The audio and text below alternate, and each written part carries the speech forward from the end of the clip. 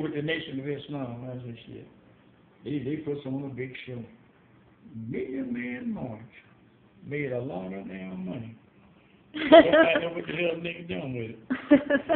And that's where they always been. I don't care what religion you're in, what they're talking about, or what they're talking about. There's always the crooks on the top post thing. Because what they do, like I said, religion is a smoke screen. Ain't no shit. That's a smoke screen. To get everybody else loving your enemy, praying for those who despise you. Don't be colorblind. Some of the most racist damn people in the world talking about being colorblind, and niggas done linked 1,000 damn niggas, and he's telling everybody love everybody. And then they can get you to believe it. If they can get 90% of the people truly believing in this bullshit, the other 10% that make no sense because they can never sway the damn crowd. 5% they say. So the preacher that don't believe in nothing but some money is over behind that screen. It's a smoke screen. And behind that smoke screen is to rule and make money. Right. And then you get in there and start talking about letting them fool and make money. Now, if you ain't a part of this damn clique and they can't pull you in, pretty soon they gonna get you out of there. First they gonna come in, they gonna get you up in there. Now all those crooks got to get together. They got to stick together. Told them, I'm not a crook. Now I believe in Jesus. Your ass going out of there. Because you're gonna reveal them. You see what I mean? Yeah. You're gonna pull the cup off, like I said, Robert, they gonna pull the cup off him. And then when you pull the cup off him, he gonna fall. But he ain't trying to fall, he gonna let you fall. And then he gonna put that word out there, what? Oh, he's a hypocrite. He was against the nation. He was plotting against Muhammad. Or he was plotting against some other leader. You see what I mean? And it don't take long for the people to pick up. It's like it did this guy down in Central America. Man, the guy was going at an age of it. Look at the tank, Castro. Castro kicked all them monkeys out of them and did Cuba for the Cubans. They had him sanctioned and he still moved ahead, didn't he? But they made him a communist. He was this, he was that. And all he was doing was saving Cuba for the Cubans. That's all he done. Because he was a Cuban.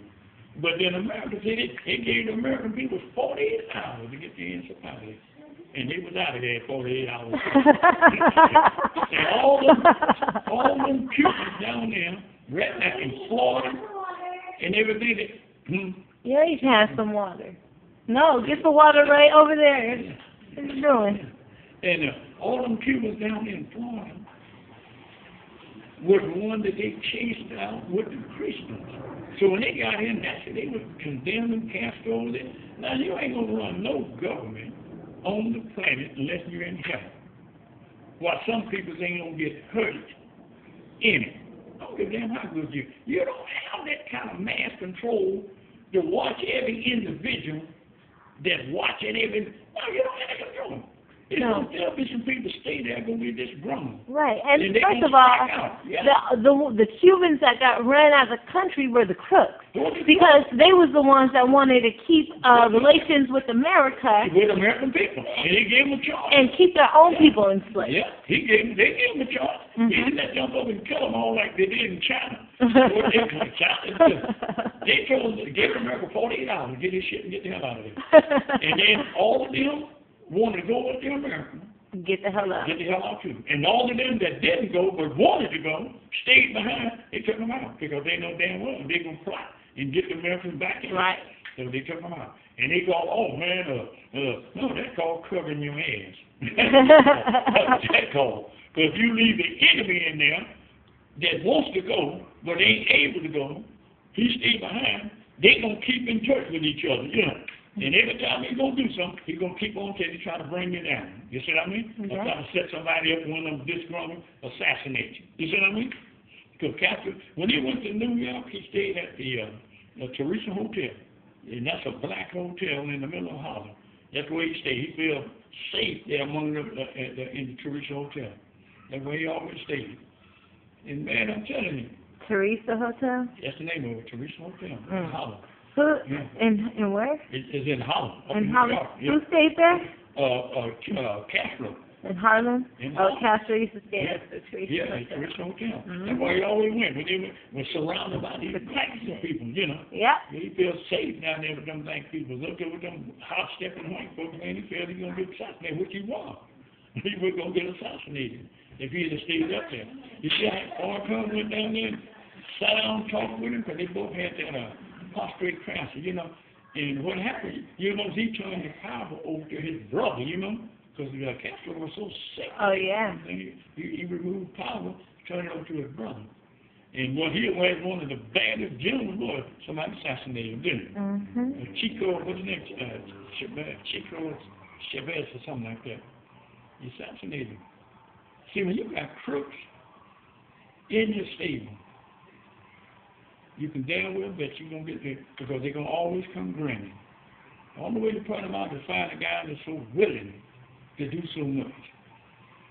And one who's paying him because you ain't paying him. That's what one of my friends said. I don't know. One of my associates said at Occupy, Oakland, he was like, now check out the people who are producing so much. He was like, you have to wonder who's paying them. It's like, how? You ain't paying. Right. It's like, how are you producing so much? Yeah. You know, and doing so much. And always there, always available. Yeah. I mean, everybody got to eat. How are you eating? Yeah. How are you eating? Yeah.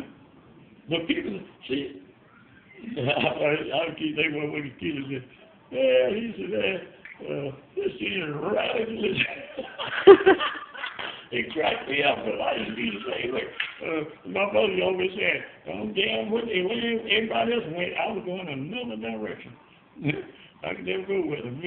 And I was never the person to let somebody hold something over me. Now, if you do that again, I'm going to get a whooping, but I'm going to do it again.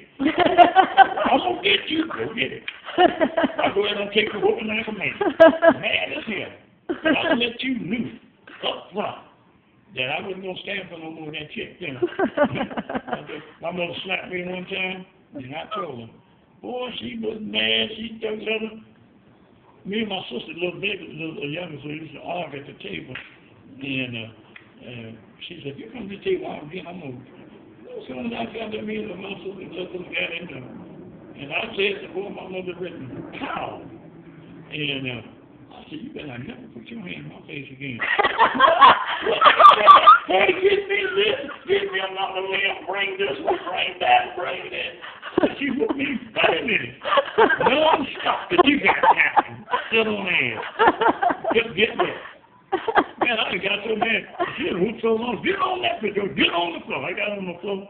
I don't want you running. I ain't going to be running around. Man, she whooped so long she forgot. She got tired. Shit. Then, I don't think I went to sleep. I didn't even feel it no more. I was damn mad. When I woke up, shit, when I finally woke up, shit, she was in the kitchen cooking. Shit, I was down on the floor went to sleep. Shit. I showed I ain't give a shit about that little case of shit she put down. But I told her from that day on, she never slapped me again, either. Never. Before then, every time you do some wow, you know, and shit, I was sick of that shit. I don't give a damn you is my mama. My dad had to do a little tiptoeing around there for a minute, you know. Yeah. Fine, sister. Sitting down there. I'm sitting out there on the stoop with her, talking to her. Damn garbage man run the next damn day at 7 o'clock in the morning. This 3 o'clock on Monday. God man, that was Tuesday morning at 7 o'clock. That's 3 o'clock Monday. He got me on the phone. They call me Deuce. Deuce, take that garbage can, take that garbage out and put it in there. Okay. That was just sitting right there. I said, okay, I got it. I go back talking to him. He's still standing there. Well, you can take that garbage out like I told you. Hey, Dad, I got it. We'll go take it now. Garbage man don't run until tomorrow morning at 7 o'clock. This is 3 o'clock in the afternoon. And when I tell you do something, but I hate it done. I've done that because me and them never did have that closeness that we used to have. You know, we got close, and he kept teaching me about Margaret God and everything, but it was something missing. Same way with my mother. After she slapped me, and I told her that if it's something always like was in between that love that we had for each other, you know. Mm-hmm. I don't know what. Then I always tell young kids that. But then if you have to do what you have to do, you know. Yeah. And so I'm going down to the gym, working out. I'm 17 years old. He's trying to dictate to me like I'm 10. When I tell you to do something, I told you I got it. When you gonna take it out? I said, look at it. When you come in tomorrow, that garbage ain't been took out, get right on me, and I agree with it. But if the garbage is out there when you get back, regardless of what time I take it out there, the garbage man ain't gonna run till tomorrow. So what's wrong with nobody getting out there now? Because when I tell you to do something, I want you to do it. Just a power trip. Yeah, and I said, well, I tell you that concerned about that damn garbage, why don't you take it out? Who do you think you're talking to? Ain't nobody talking about garbage but me and you, and I ain't even listening, and ain't talking to you, the one doing all the talking. That guy jumped up, he rushed over, I know you gonna come, so I jumped up, you know. And I went into his old guy, and I jumped up, and the little girl said, man, you want me to go home? No, you sat right there. And he come in and go on no country haymakers like that, and I'm moving around, you know, bobbling, weaving, and moving around. I ain't even over the point yet. I was moving so smooth. I looked at that girl to see how she was reacting and everything. And went to work by and got one right side of the head. One of them country cotton picking my head. Who I forgot the girl and who I was and who he was. Boy, I was moving and bam, I'm sticking it. Bam. He jumped in the week, bam, bam. He couldn't have it. He broke in the house, knocking over shit all on the floor, turning over chairs and everything. I'm going to get my shotgun because I know he was. My mother was holding my brother just got home from work. He holding my sister running. She telling me, go to your uncle. Go to your uncles. You know? And I didn't pull up 4 little bricks like in the front yard. You used to have another had them red bricks all the way down the walkway. I went pull me 4 bricks up, built some more red good. And I said, well, if he stick his head out that door, that's going to knock his hat off. I said, ready? When they come out, I was going to let him have one. But my mother kept on holding him back, telling me to get the hell out of my way, go over my uncle and shit. I just dropped the damn bricks and walked on to my uncle's house. When I got over there, boy, I was so mad, I couldn't even tell him what happened. You know? He was saying, what happened? What happened? I couldn't even tell him. And I just sat down at the dining room table with him, and this here was, I was pissed. I got up and walked all the way back home. And he said there down when I said, I got to talk with you. And I told him, I got to talk with you. And looking at me, saying that, I said, listen, I'm 17 years old. I'm your responsibility. Don't tell me just because I'm in your house and you raising me and feeding me, and that's your job. I said, when you and my mama got together, you wasn't thinking about getting no James. You were thinking about getting no Sherrills. When my mama got together, you wasn't thinking about me shit. You were thinking about Sherrills. But you, that since you didn't use no protection, I shows up. Now I got to pay you now and be obligated to you. I appreciate everything you've done for me, my dad, and everything, but hey, you're not going to disrespect me. Not in front of you won't respect. You got to give respect. Not in front of my guests. Hey. That's true. I said, not in front of my guests. Well, I tell you, just like you said. As long as you feed me back, you will never do that no more. You don't have to do that no more. Because I'm getting me a job. Another guy was always when we worked at the soda fountain, you know. And his boss kept telling bring me in, but I was bullshitting. I was taking that little allowance when he give me doing it up, and I rig up the leaves for the furnace and keep that going. Now, yeah, but they should let him rig the damn leaves. I went on down there that evening. The next day we went down there. I got out of school 4 o'clock to 10. And I went to work. And from that day, I'm 81 years old, and I've never gotten another penny. Never asked for another coin. Not one. Him or my mother never got a damn coin from him. Never asked. And when I come home, got my check, put a $10 bill on the table, told my mother, give that to that man over there. She said, oh, you ain't got the paper. No. He said, as long as he's taking care of me and doing this, I'm going to do what he said. Now, I'm going to give him this 10. Because I ain't intend to do none of that stuff he talking about unless if it's disrespectful, you know. Mm-hmm. And so give it to him. Oh, no, give it to him. And never took it back. I don't know if she gave it to him or didn't give it to him. Mm-hmm. He came back later and he apologized. But it was never the same with me and him, you know. Boy, he used to spend so much time with me because at first he used to spend a lot of time with my sister, my brother being the oldest and everything. Then he used to talk to him, but he said my brother's mind wasn't like mine. My mind was a grasping mind. I always grab something real quick, you know. And I could turn it over and mix them because I like to read and the rest of them didn't. And he always gave me a book to read about all the great warriors. I used to read about all of them in the Bible, Joshua, Jehu, Samson, all these, David, all these great warriors, all them books about them. And I used to get all the books I could find on biblical biographies and read them, you know, and learned a lot about them. And like these people in the Bible that they crucified, you know, all this kind of stuff. They got books of biography like a Barabbas, the one that was on the cross with Jesus and what he was doing. Look at Judas Iscariot, that was his name, but that sold Jesus with 3 pieces of silver and what his whole program was. I didn't understand. I thought he was one of Jesus' disciples, but he wasn't. And after I found out what he was doing, he was a politician. And he was going up against Caesar, but he couldn't get no damn people together to bind with. Every time Caesar sent some of his men, they run like a dog and shit all over him. So, but he needed some strong believers, brothers that would lay down their life for what they believed in. So he merged in with them. He figured if he got in with them, then the soldiers come in, they won't have to fight those soldiers, warriors over there, you know. And so what happened, just like a thing of bricks. When you stack a bunch of bricks up with nothing between them, and you stack another brick with the mortar in between, from the distance they look the same, don't they? But if you want to hit this damn pile of brick that's stacked on bricks, is going in every different direction. Yeah. But you hit this brick over here that got that mortar, you're going to cover that whole building wall, and then no cap the damn car. You're going to get refuse out of it. And so what happened is, the mortar between the bricks is like love. She loves buying you.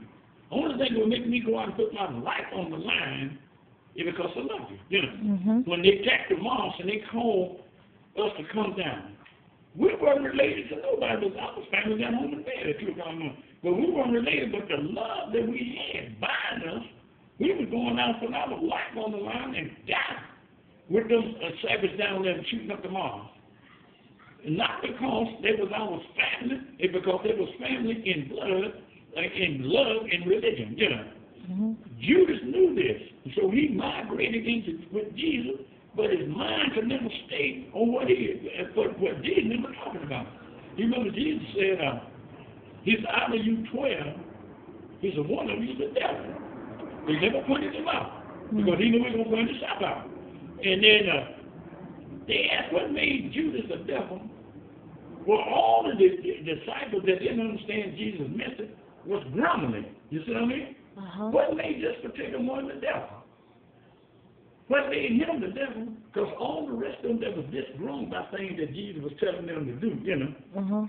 But they never boasted among each other. They just grumbled, you know.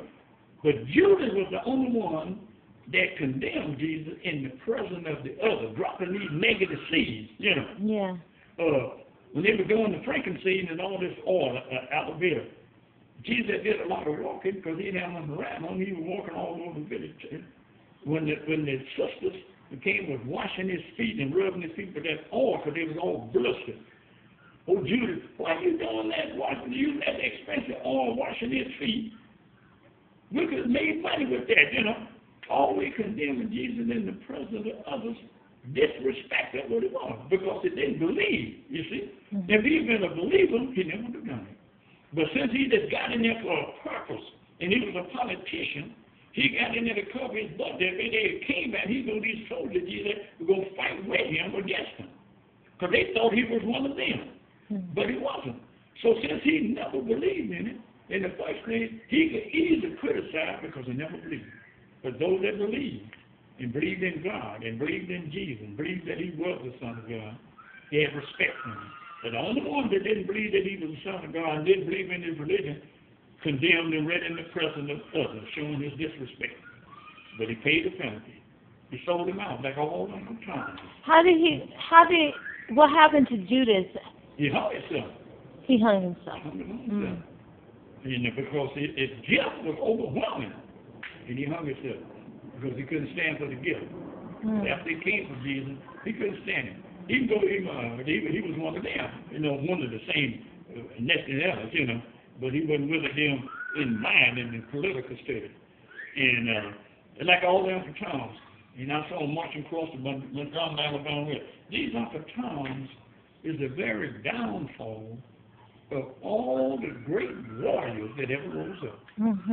Look at Nat Turner. You know the history of Nat Turner. Nat Turner was a little lightweight minister. And he thought that he was the one going to be able to do the revolution. He was, if he didn't have the Toms among him. He knew that white people did not allow black people to form a unit together. You see, if you're there talking, they ain't talking about screaming and hollering, dancing, crapping all over yourself in the name of Jesus. They figure you plotting, and they know you should be. Yeah. So what they did, they got this old campfire, they call it a big circle, like around in the church. They be all the ones that politicized and over there forming the revolution, be down there on their knees, plotting. And all them other fools around was dancing and singing and everything, because the man thinking they all down there singing and dancing, talking about Jesus.